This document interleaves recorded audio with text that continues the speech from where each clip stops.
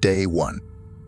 In the morning, the radio said that the emission from the plant was an accident, not a terrorist attack. They calmed me down, although the fog is thick and the smell is not good. We still have to go to school. The class is missing 10 people. At recess, many sneezing and coughing. One of them fell on the floor and started having seizures, foaming at the mouth. Scary. The principal on the loudspeaker announced that classes were canceled and all urgently leave the school and go home as soon as possible. Also, coughing into the microphone. Great, no math test. You can't see anything outside. The fog is so thick that after 5 meters you can't see anything. I called my mother, but she's not available. Strange. I noticed that the street is quiet and deserted. There are no cars. The roads are empty. No sounds at all. Dead silence. It's creepy. Maybe I should go back to school. I hear somewhere nearby the sound of breaking glass. A man appears, carrying a flat-screen TV. Yeah, so there's a store nearby. It's not far to the house. I pressed myself against the wall so the man wouldn't see me. There was a scream. They screamed long and hard, and screamed somewhere not far away. The fog muffles the screams. I quicken my step and sneeze. There's blood on my arm. Shit. What the hell is this? The elevator doesn't work. While I was climbing the stairs, I heard rustling, creaking, heavy breathing. I wish I could get to the apartment. Turned on the TV. White ripples. No connection either. Flicked the switch. Lights don't work. It's fucked up. What kind of accident is this? The smell is getting stronger. I want to sleep. I look out the window. I can't see anything. I'm going to get some coffee, or I'll fall asleep. You can't sleep. Day 2. Woke up on the floor by the refrigerator. The sun is shining in my eyes. I'm so sleepy. Tried to get up. I felt wobbly. Went to the bathroom to wash my face. Jesus, my face. Jesus, my face. Dried blood on my nose. Bruises under my eyes. The fog's cleared. I can see the school from the window. It's so quiet. We should get ready or something. Mother's not here. The connection still doesn't work. I leave the house and the first surprise. Dead cats, dogs, birds, in different places and positions. It's like death came unexpectedly. Abandoned cars, some open, no people at all. Where did everyone go? I passed a broken store and saw the first person, or rather a corpse. Neck snapped, stomach ripped open, like he'd been mauled by an animal. Didn't get a good look at him. Hurried to the school. School's quiet. No one. Went to the principal's office. Wow. Everything's turned upside down like there was a fight. Blood on the wall ceiling, but no one's here. I don't think we're going to have class today either. I'm hungry. I went into the cafeteria. There's some dried up buns under the display case. Maybe there's something in the pantry. I wish I hadn't gone in there. There's a cook on the pantry floor. Neck snapped. Stomach ripped open. What the hell is this? Where are all the people? I heard a car. I rushed for the exit. A car was speeding away from me. I shouted at it and waved my arms. Screaming made me choke, cough, and my nose bleed. Shit, what's wrong with me? I have to go to the clinic. An airplane appeared in the sky. It was flying low, making a huge noise. Huge bales fell out of it and parachuted down to the ground. I ran towards them. On one bale, there was a piece of paper on which it was written that in the city, there was a release of unknown substances, as a result of which most of the people died, and the rest were infected with some disease and are throwing on others. A quarantine has been declared in the country. The survivors are asked to remain calm and not to leave their homes at night. The bale contained food, clothing, and weapons. Fucking assholes. What's with the guns? I can't shoot. I'm 14 years old. And that one? Who? I realized last night, when some creatures tried to break into my apartment.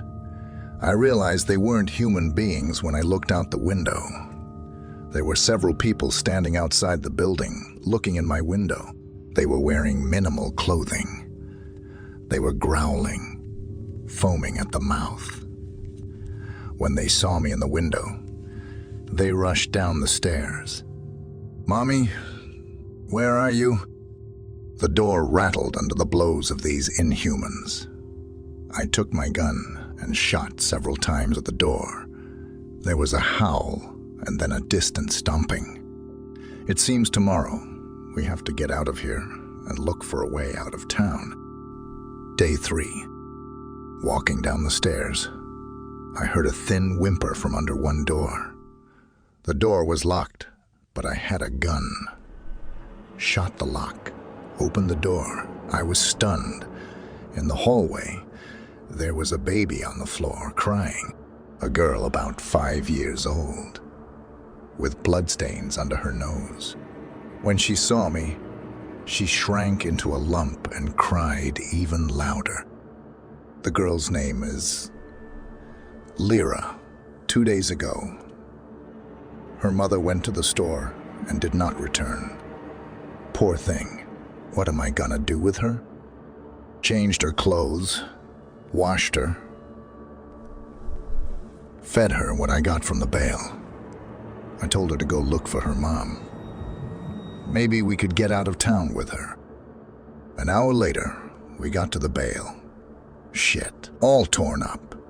No food, weapons scattered all over the place. I'm surprised they didn't take them. I mean, what can you take from a critter? Got a couple of guns. I put Lurka on my leg. Let's go. Funny Lurka, sitting behind me, breathing in my ear. She fell asleep. Why did she have to go through this? Good thing the critters didn't get her. It's getting dark. I'm getting tired. I've been on the road all day. I didn't see a single thing. Just dead animals, birds, abandoned cars, and silence. Dead silence. I never saw another airplane. We have to find a place to stay, or the creatures will catch us. It's a lucky break. On the first floor of the grocery store, on the second floor was an open door to the apartment, and no one. I put Lurka on the bed. I went to the grocery store through the broken window, got some food, came back, closed the door, pulled the closet. Oops, I hope it's okay. It didn't. In the night, there's banging on the door. Behind the door, screaming, growling, chewing. Not one human word. I came to the door with a gun and shouted, "What do you want?" Instantly, everything went quiet, and a second later the door shook from the blows. There was a terrible howl. Jumped away from the door and shot twice at it. Lurka woke up and cried. I hugged her and began to rock her. Everything will be all right. Everything will be all right. Everything will be all right. The door seems to be breaking. We have to do something.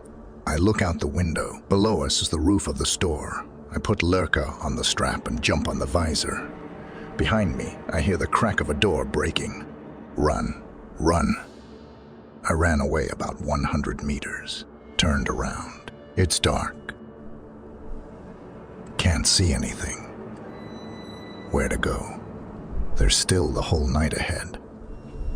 I unloaded the first pistol into the darkness, threw it down and ran on.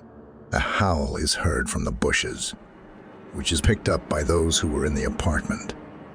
I think we're dead. Suddenly, more shots are heard from the front. Lots of shots. Oh my God. There's people in there. I'm going that way. Suddenly, the sky is blinded by light. Spotlights turn on. The noise of engines is heard. I run out of the house and freeze. In front of me is a column of military equipment, tanks, armored personnel carriers. I fall under the light of headlights, raise my hands and shout, "Do not shoot! We are people!" Lurka clings to me and screams. They pull us apart.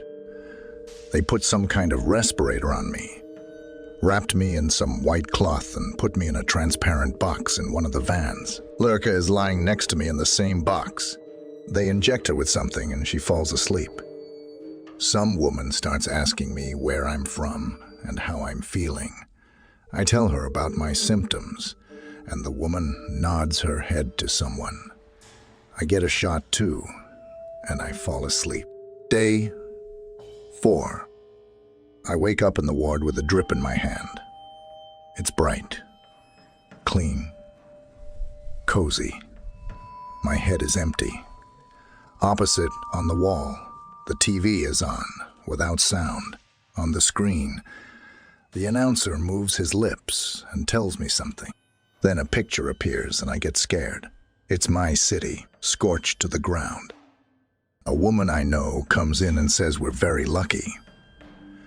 We're the last ones they found before they completely cleaned out the entire city. The unknown infection was resilient and reacted the same way to all antibiotics, mutating and adapting.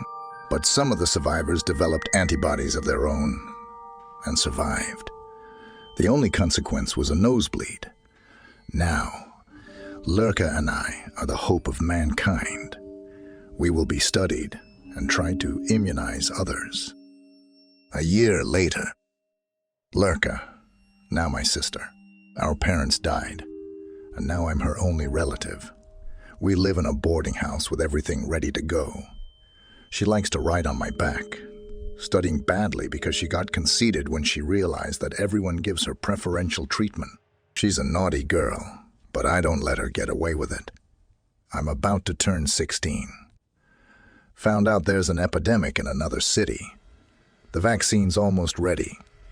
I asked to go there with the doctors. Hopefully, my vaccine will help people.